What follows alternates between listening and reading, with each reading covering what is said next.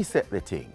The courage to do things differently is the theme for Youth Month 2013, being celebrated all November. So youth, what will you do differently today? Welcome to this Tuesday's edition of Jamaica Magazine. Today is all about our youth as we engage young people who are uplifting themselves on various platforms, and we even have some career advice to help you.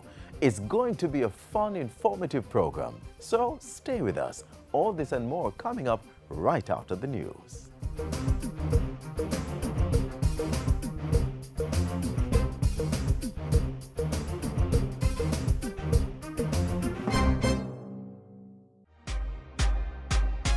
Is job hunting getting you down? Are you between the ages of 21 and 45? Are you a high school graduate with at least 3 to 5 years experience working in any of these areas? Tanker driving, fast food restaurant service, truck and transport mechanics, heavy-duty mechanics, or welding? If yes, then you could get the chance to join thousands of Jamaicans who have found employment opportunities in Canada. Get your information to the Ministry of Labour and Social Security's electronic labour exchange system. Email your resume to workstudymlss@gmail.com and you will be up for consideration.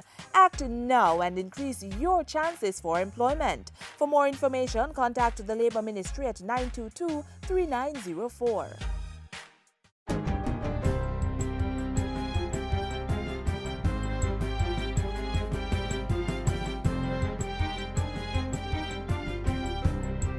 Good day, I'm Stacey Ann Smith, and this is your GIS News for Tuesday, November 5.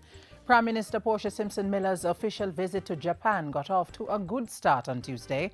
Mrs. Simpson-Miller is in the Asian nation to strengthen the friendship and cooperation between the two countries and shore up international support for Jamaica's economic program. On Tuesday, the Prime Minister signed an important agreement with her Japanese counterpart, His Excellency Shinzo Abe. Another agreement was signed between Jamaica's ambassador to Japan, Ricardo Alicock, and Japan's ambassador to Jamaica, Yashua Takase.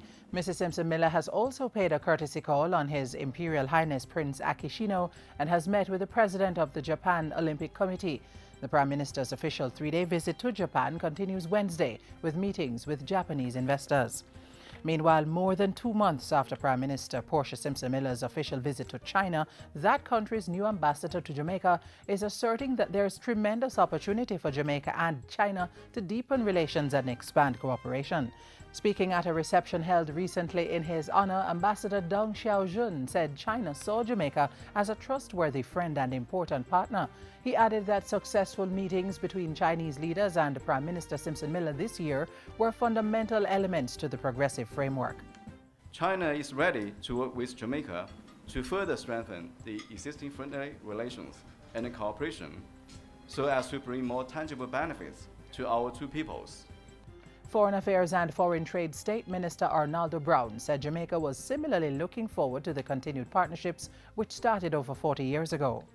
These many years of collaboration in diverse areas of national endeavor also represents a journey characterized by mutual goodwill and sincere friendship anchored in our shared belief in the respect for sovereignty and the territorial integrity of states, and of course Jamaica's unwavering commitment to the One China policy.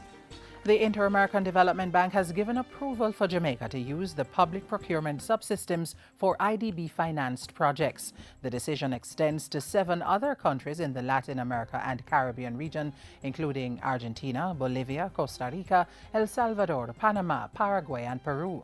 A release from the IDB states that the approval reflects the bank's confidence in the country's efforts at improving their public procurement systems, which represent an $800 billion market in the region. The decision establishes a basis to expedite contracting processes by avoiding duplication and reducing transaction costs. More than 300 public school principals have been trained under Round 1 of the Effective Principal Training Program conducted by the National College for Educational Leadership, NCEL. The program, which comprises 17 modules, seeks to equip school principals with skills like fiscal management and organization so they can effectively manage their schools. The training program provides practical experience for participants and is part of the Education Ministry's efforts to improve the quality of education in the nation's schools. NCEL is going to be a game changer, because again, our remit is to create first-class leaders who have the competencies to create first-class institutions. And our job is to lead change, and that's exactly what we're doing. NCEL's principal director, who was speaking at a JIS think tank session recently, said the plan was also to license school principals who complete the program ahead of a new law that should come into effect in 2015. The Jamaica Teaching Council bill, which is now before the Office of the Chief Parliamentary Counsel, will require that all school principals be certified through the Professional Qualification for Principalship Program, PQP. And finally, Prime Minister Portia Simpson Miller has lauded retired chairman, president and CEO of the Port Authority of Jamaica, Noel Hilton, for his unforgettable contribution to port development and the transformation of the island's shipping industry. Mrs. Simpson Miller was speaking at a recent dinner hosted by the Ministry of Transport Works and Housing and attended by several former Prime Ministers of Jamaica, government ministers and opposition members. She said it was impossible to envision the Port Authority without Mr. Hilton at the helm. Long before there was such an emphasis on the importance of logistics and logistic hubs, Noel Hilton recognized the pivotal role that the port and shipping industry would play in our country's development. Mr. Hilton headed the Port Authority for 38 years, starting in 1975. And that's it for JIS News Today. I'm Tess N. Smith. Thank you for watching.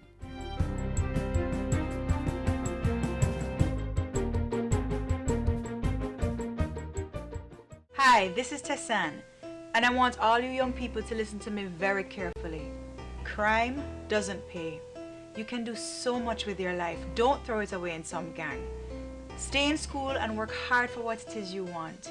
It's up to you. Your future will be determined by the decisions you make. Remember, a gang is a dead end.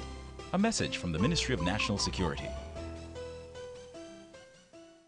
Youth upliftment through employment. Youth. You must have heard about this major initiative, and if not, well, since January 2011, this coalition has designed a holistic program to empower over 2,200 unattached young people through employment opportunities and so much more. Be empowered as we hear more about the program right now.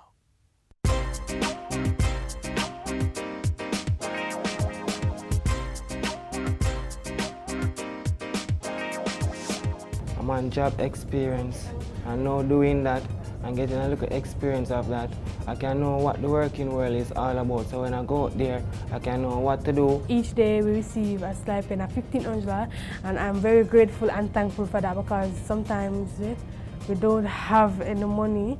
Providing support where support is needed.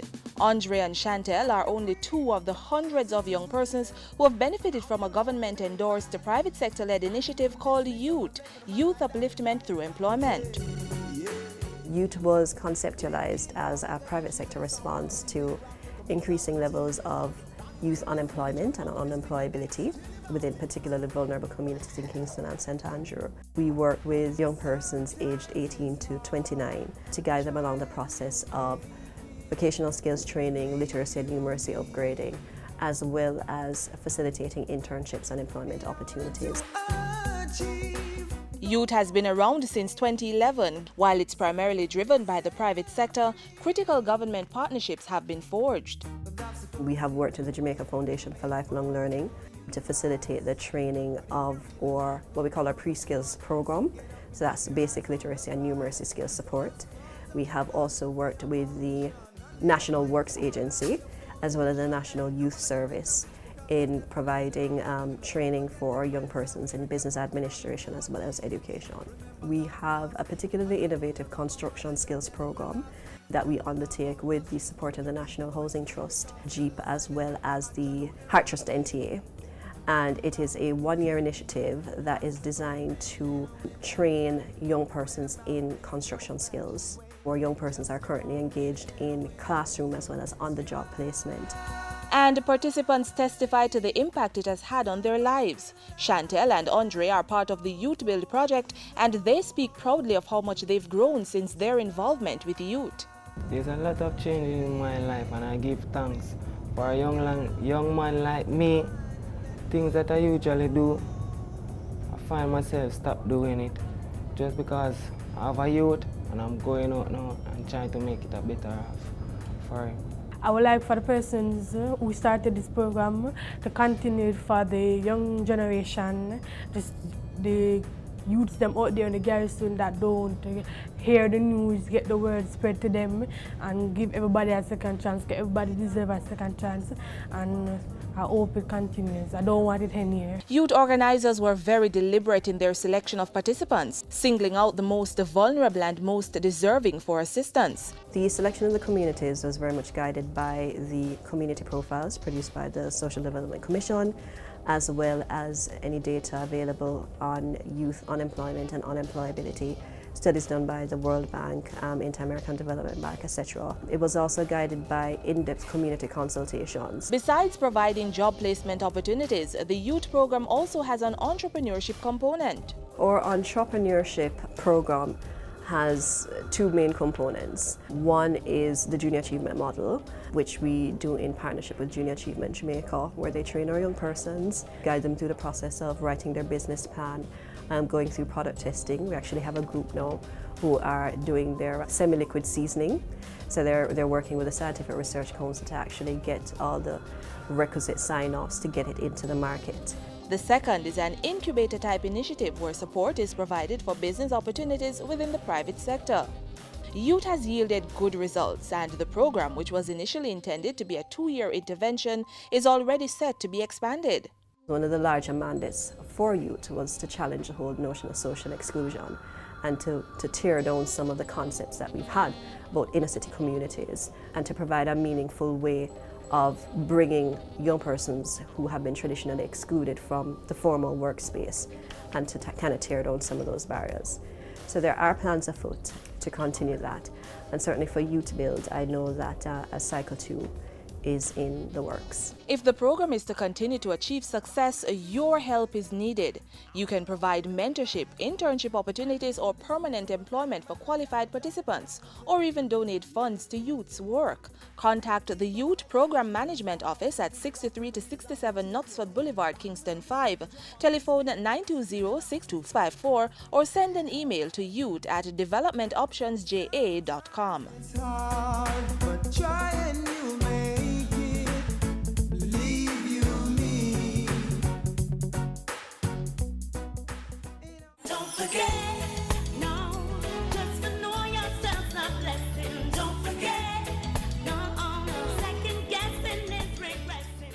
If you're young, then you should have energy, radiance, potential, and most of all, time. The world is yours for the taking. But very often, so many young people are confused about how to harness these qualities in choosing career options. Well, be frustrated no longer, as we provide you with extensive facts on choosing a career. We're all aware that choosing a career is a big decision. A career is an occupation chosen by a person to use his or her talent, provide some goods or services, earn money, and contribute to society. But there's a path you have to follow if you're serious about it. You have to know yourself, research options, set goals, and make a realistic plan to achieve your goals. Now today on School Zone, we'll be hearing about the career decisions of students at Kingston High while giving them expert responses to their burning questions.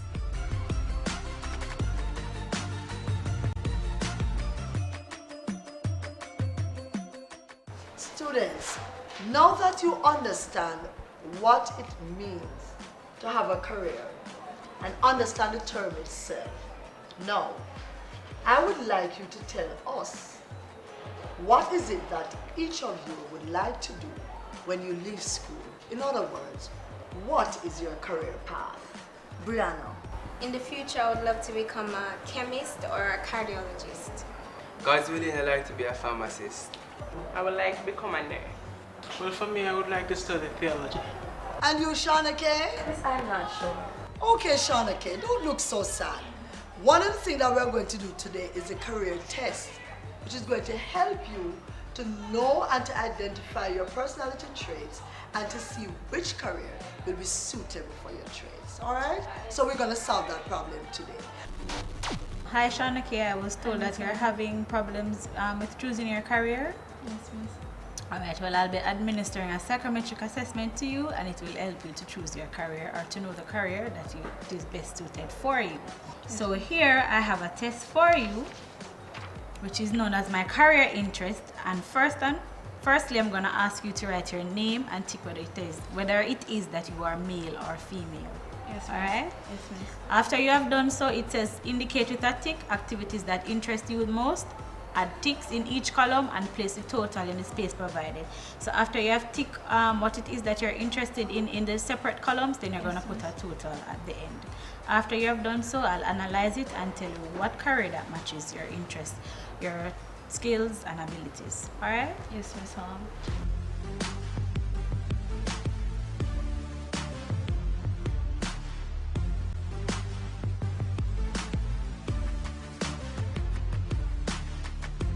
Based on your psychometric assessment, we have realized that you are actually a social person, because the profile is that they love to teach or help persons, loves to talk and works well in groups.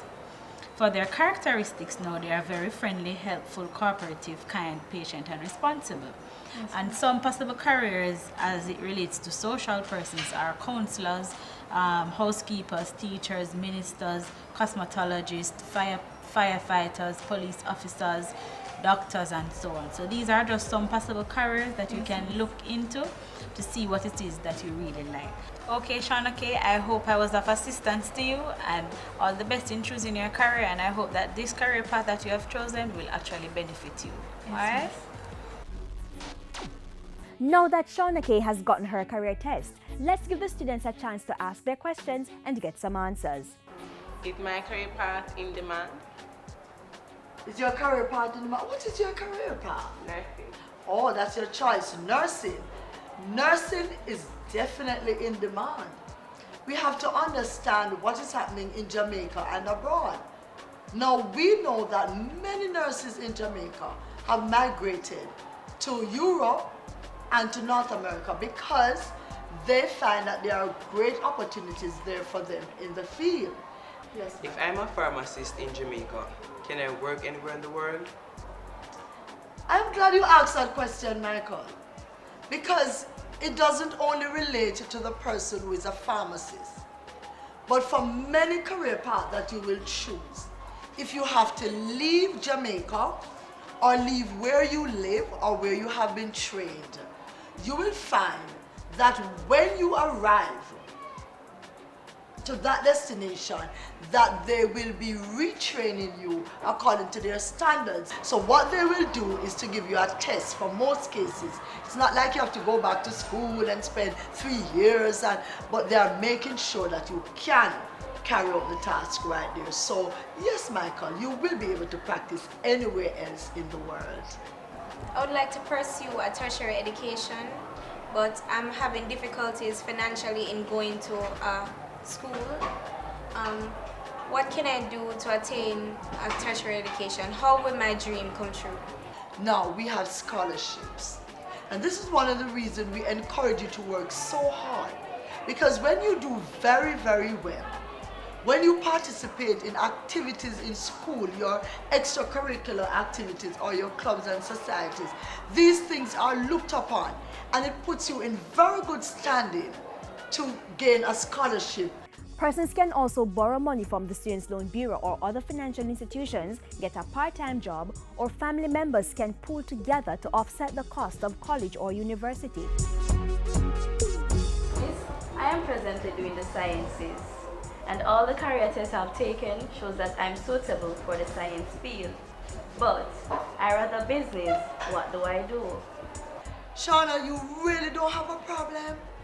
Because there are many scientists who are business persons.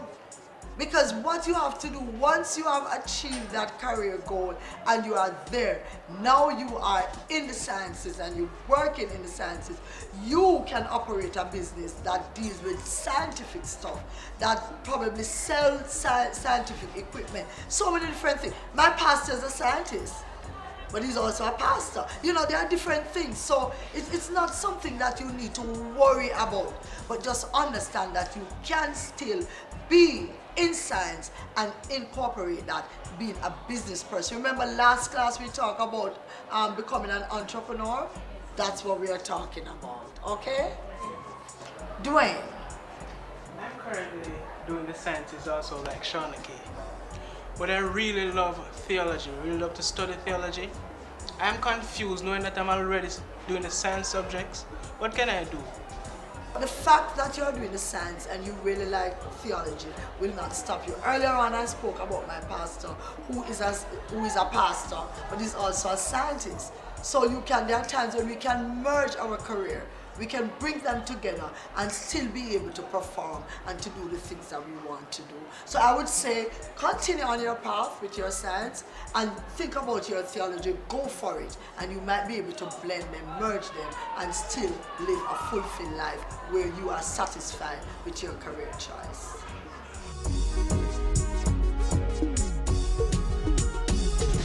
So how do you feel now? Well, I feel enthusiastic. I feel great. I feel happy. I can't wait to eat there. Wow. Excited. Good. Overwhelming. Wow. All right, and we are going to move right along, work hard, and go for what we desire to have.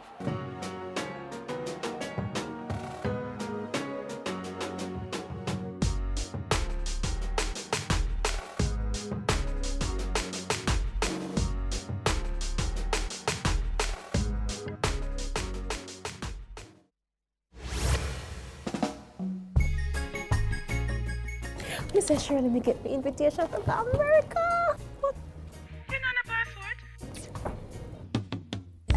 A passport is one of the most important forms. Here at PICA, we believe in excellent customer service. So when we wanted our customers to know about us, we approached the GIS and they delivered and we got excellent value for money.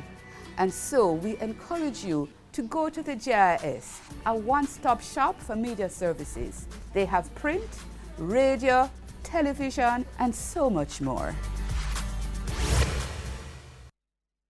There is growing concern worldwide that young people have become disenchanted with agriculture. However, in a developing country such as ours, agriculture is a major source of income for many families and one that youngsters should be excited to engage with. Take a look now at an initiative by the 4-H Club to do just this.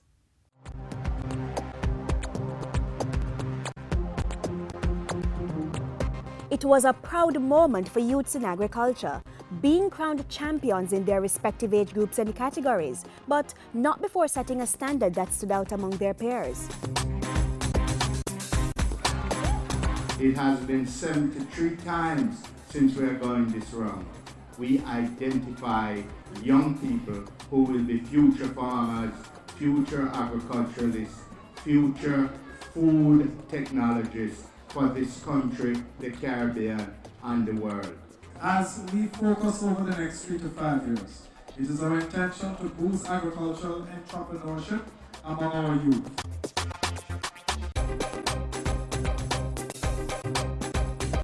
The event was the 4-H Club's National Achievement Day 2013, where students representing the best from each parish showcased their knowledge, skill and craft using locally grown produce. Creating an assortment of food items with marketing and distribution potential, it was clear that the youngsters had truly internalized the theme, youth involvement in agriculture for food security and economic growth. I am confident that our young people have a way and have found a way to be innovative, to enable us to lift agriculture to a higher dimension. The Ministry of Agriculture, through the 4-H Club's movement, has been engaging youths by way of training to become more involved in agricultural production. There are also plans to include them on a national level. The government and the ministry is on a drive to lift production and productivity. And we want young people to be involved. And therefore we have to find a way to enable some of those young people to get onto the land, to produce.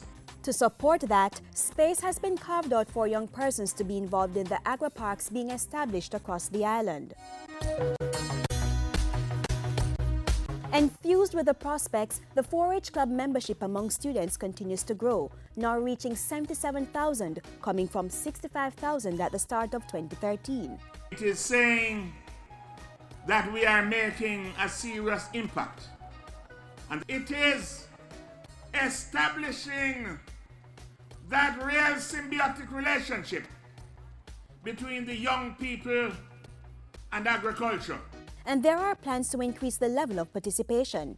In fact, it is our mandate that over the next 3 to 5 years, we intend to move the 4-H Club membership across Jamaica to some 100,000 members in basic school, in primary school, in high school, and we are going to be stepping up the campaign into our universities and into our teachers' college.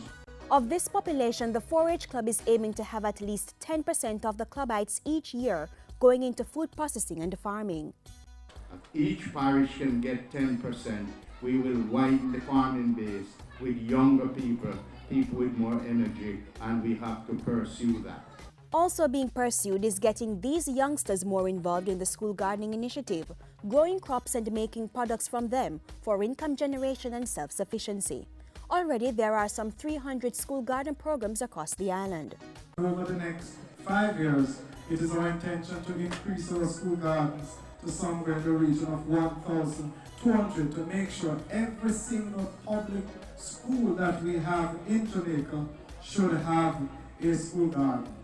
Special thanks were mentioned of Jamaica Broilers for its contribution of 180,000 broiler chicks to the school garden program and Toyota Jamaica for $4.5 million in 2012. And this is how corporate Jamaica is helping to make a difference to the 4-H movement so we can make a difference to the development of Jamaica. The Ministry of Agriculture and the 4-H clubs endeavoring to foster youth involvement in agriculture for food security and economic growth. There are many more fields to conquer. There are many more frontiers to conquer. And I know that with the dedication of the leadership that we have and the strength of character of our young people, we are going to move from strength to strength.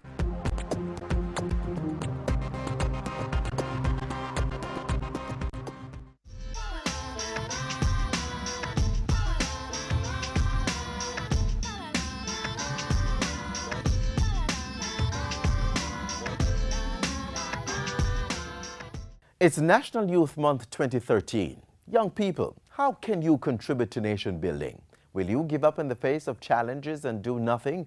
Or will you rise above the cynics around you and do things differently?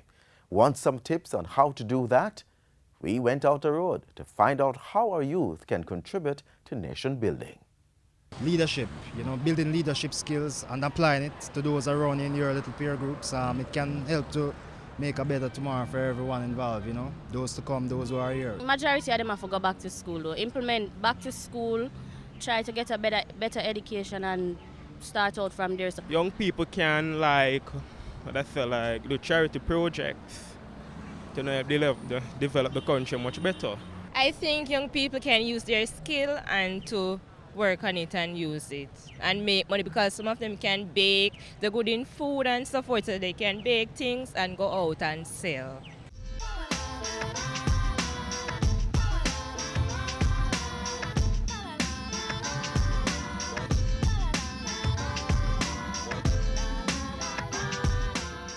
That's it for Jamaica Magazine today. Remember to stay informed on all things happening nationally by clicking on our website, jis.gov.jm, and keep the social media link through our Facebook and Twitter pages. I'm Adrian Atkinson, and on behalf of the entire production team here at the JIS, have yourselves a wonderful evening. Youth, remember, you don't have to give up on a sudden thing set. Reset the thing and have the courage to do things differently. This has been a production of the Jamaica Information Service, the voice of Jamaica.